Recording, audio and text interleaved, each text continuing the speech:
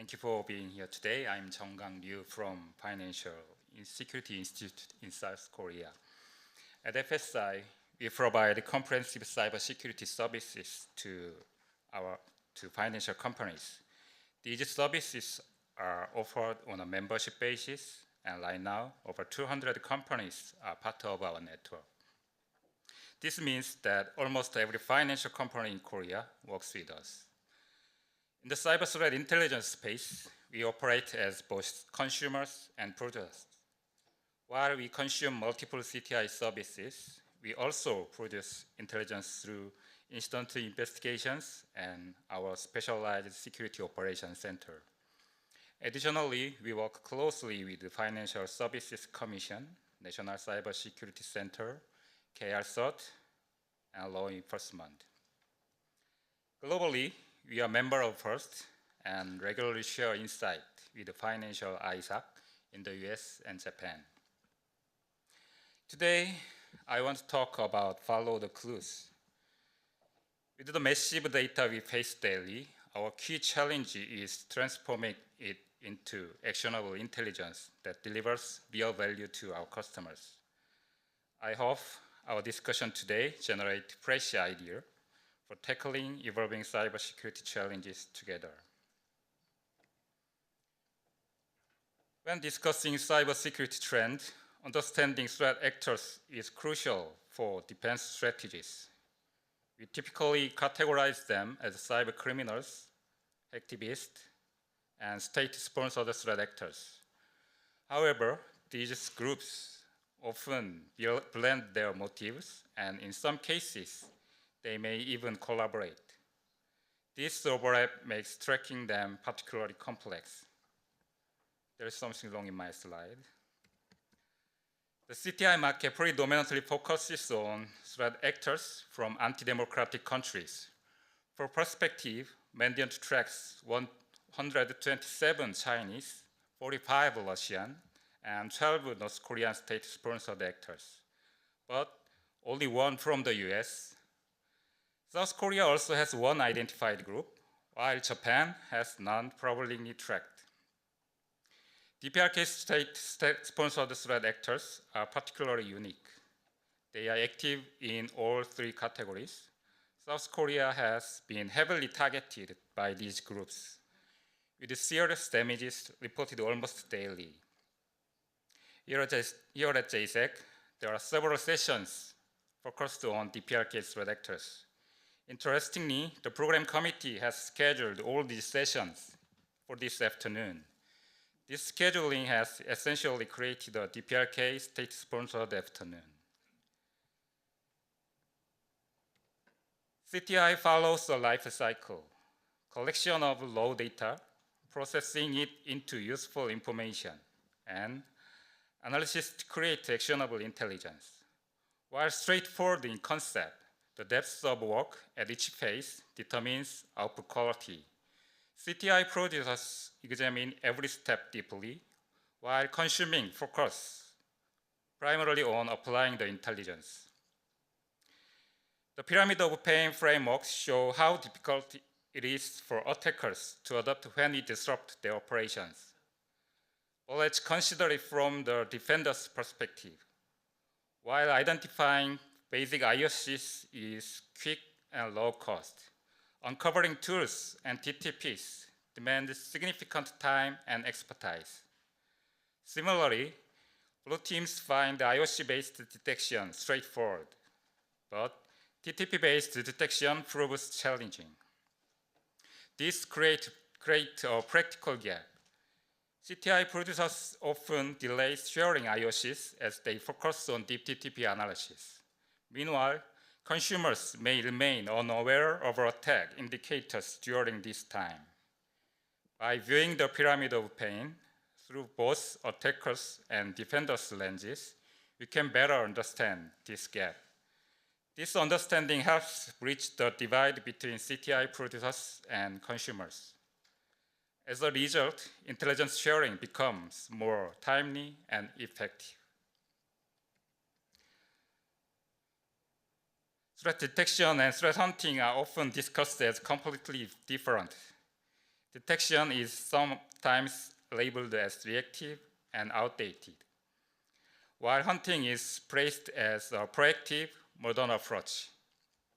But in reality, this distinction is often overstated, sometimes more about philosophy or even marketing than practical difference. At their core, these are just two methods for addressing threats. Detection can be seen as automated hunting, while hunting works to create new detection rules. Neither is inherently superior. Instead, the focus should be on using both effectively to stop threats. They are not competitors. They are complementary tools that strengthen each other. Both detection and hunting rely heavily on CTI and IOCs. CTI provides the broader context, helping us understand the overall threat landscape, and the IOCs offer specific details that guide both processes effectively. CTI reports come in many forms. Some focus on malware, others on specific incident or threat actors. Their content and structure vary depending on their purpose, making each report unique. A major challenge with this CTI report is the lack of standardization. While some use the STIX format, most do not. Some reports exclude key details like IOCs, or worse, present IOCs as images instead of text, making them difficult to extract and use. This inefficient practice has been widely criticized for wasting valuable time. Some of these issues can be mitigated with tools like regular expressions or natural language processing. Recently, generative AI has introduced innovative ways to automate this work. Tools like DogIntel, iOS.1, Malpedia, and WorkAI help collect, organize, and refine CTI reports, making them easier to access and use. The information we extract from CTI reports is like a set of clues. Each clue plays a critical role in identifying and stopping threats. IOCs are invaluable clues for uncovering new leads. Through pivoting or enrichment, we can connect IOCs to others. This process reveals relationships and helps build a clearer picture of an attack. For instance, a domain could lead to its associated IP address, while a reverse whois search might uncover related domains. Analyzing a malicious file could generate a YARA rule to identify similar files. Favicon hashes, identical URI patterns, or consistent HTTP responses can also help identify other malicious servers. Even something as simple as an email address might expose other accounts using the same ID. These are just few examples. Pivoting often reveals much more than what's initially visible. However, pivoting is time-consuming and prone to false positives. Verifying results requires significant effort and experience. By analyzing many cases, you will learn which techniques work best for specific threat actors or TTPs. Over time, expertise helps you identify shortcuts that save time, increase accuracy, and enhance the quality of intelligence. Despite of its challenges, pivoting remains one of the most effective methods for understanding attackers and their operations. The CTI market offers a huge number of services, each with its own features, usage limit, and price. New services seem to appear all the time, making it impossible to cover them all in one slide. Choosing the right service depends on the IOC and the pivot point. While preparing my slide, I aim to highlight these connections, though I admit it was as clear as I had hoped. Tools like Maltego and VirusTotal's graphing features are great for visualizing pivoting relationships.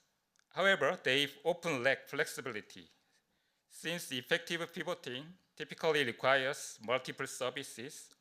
Automation becomes crucial. Building an internal API system can help integrate and manage these services. It streamlines endpoints for IOC and pivot point, while also handling usage limit. By automating and visualizing pivoting processes, we save time and improve the quality of thread intelligence. This approach makes pivoting faster, more efficient, and ultimately more impactful. DPRK threat actors are very active in targeting South Korea. Because I have investigated incidents involving them for a long time, it's natural that I take a deep interest in their activities. This interest began with a simple observation. There were too many different code names used to describe DPRK threat actors, and I wanted to address this issue. For example, many of you already know Lazarus, but have you heard of stressed Pungsan? Similarly, Kimski is well known, but what about Sharptong? As I started collecting these code names and analyzing their connections, I realized they could be grouped into clusters. As shown on the screen, until last year, I identified 7 major clusters. Recently, a new cluster called the famous Cholima has emerged. While tracking these code names, I also began collecting publicly available reports that referenced them and documenting incidents linked to these actors. The site now covers activities from 29 up to yesterday, with over 2,400 reports, 187 incidents and actors.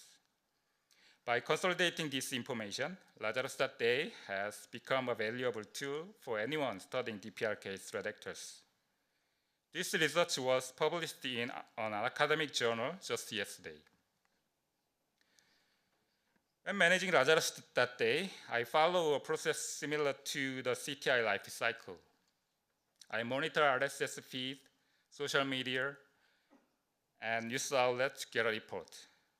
Once I find a report, I'll register its URL on the website, and the system downloads the content. Since the website can disappear over time, I am exploring ways to preserve this report in the Internet Archive. After archiving, I use regular expressions to extract IOCs.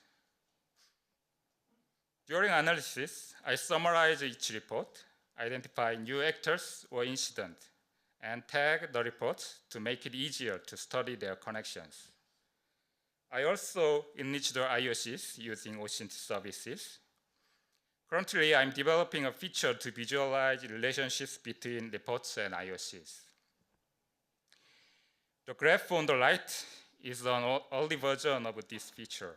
For instance, it shows that the domain cryptocopedia.com appears in 5 different reports. While I had hoped to release this feature before today's presentation, it's not ready yet.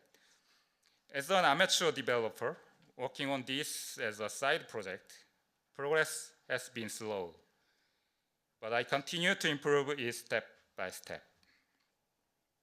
It may seem like DPRK threat actors are now more focused on global cryptocurrency attacks, making their activity in South Korea appear quieter.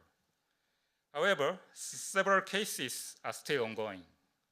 In fact, the next presentation by KR Sut will dive deeper into one of these cases. Let's return to the CTI life cycle and reflect on some key strategies. Whether your organization produces or consumes CTI, the first and most important step is to set clear, focused goals. Although it might be appealing to address every cyber threat, it's often more practical to start small and expand gradually. Automation is critical throughout the CTI life cycle. especially in the collection, processing, and analysis phases. Using the right tools and incorporating AI technologies can make a significant impact. For example, tools like Harpoon and Intel OWL are excellent for gathering data from multiple sources. Sensei supports automated IOC pivoting, while SEC AI and TI Mind Map demonstrate how generative AI can enhance CTI workflows. Although not mentioned in the slide, workflow automation tools can also be incredibly helpful when used effectively.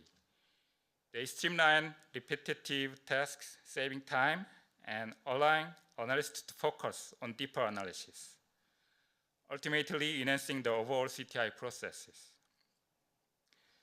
Generative AI is becoming widely used across the industry, and it's clear that it will play an important role in CTI. Research on AI agents powered by generative AI is already on the way, and I believe we will see practical applications for this technology in the CTI field within the year.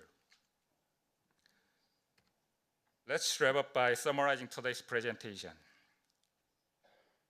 Whether you are working on threat detection, hunting, malware analysis, or incident response, following the clue is a process that never ends. This journey takes time, skill, and resources. It also explains why many CTI services providers set high prices. For most organizations, finding the budget for multiple CTI services can be challenging. This makes it essential to maximize the use of OSINT. If your organization can directly investigate attacks or incident, will likely uncover more intelligence, making it easier to trace clues. For those with private intelligence, it's equally important to combine it with OSINT to create a fuller pictures.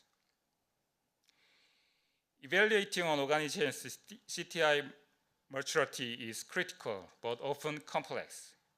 To help with this, the CTI capability maturity model was introduced last year. This framework provides a structured way to assess CTI efforts and identify areas for improvement, making it invaluable for organizations aiming to enhance their threat intelligence capabilities. Earlier today, there was a workshop and a session where we likely had a chance to practice some of the ideas we are discussing now. This highlights how many of us in the CTI community face similar challenges. I hope that through this presentation and the excellent sessions at JSAC, you have gained some insight to help better protect your organization. Thank you for your attention. I'm happy to take your question now.